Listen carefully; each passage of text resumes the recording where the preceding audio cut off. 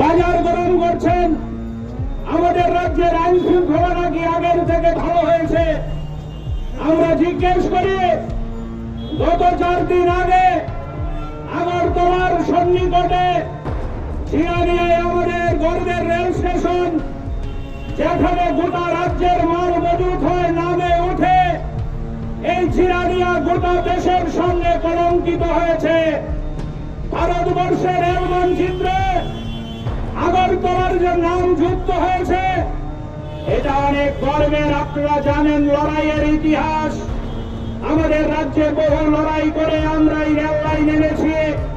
জিরানিয়া আমাদের গর্বের সাথে রেল মানচিত্রে যুক্ত হয়েছে। আর আজকে এই জিরানিয়া রেল স্টেশন নেশা কারবারিদের সাম্রাজ্য।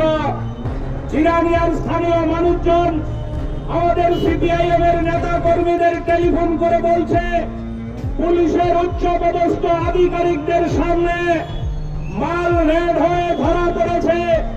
আবার এই মাল শ্রমিকদের বিশ্রামাগারে ঢুকে যায়, পুলিশের সামনে এগুলো আবার লুকোচুরি খেলা হয়।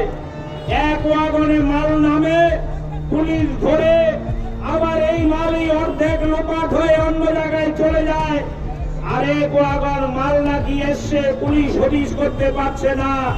আমরা জিজ্ঞেস করি, এটার নাম কি আইনের শাসন? এই সরকার ডাবল ইঞ্জিনের সরকার বাজার গরম করছে। তারা বলছে আমাদের রাজ্য নাকি নেশামুক্ত ত্রিপুরা। এখন নেশামুক্ত ত্রিপুরার বদলে রেলে করে দিল্লি থেকে সরাসরি নেশা সামগ্রী আমাদের রাজ্যের মধ্যে প্রবেশ করছে।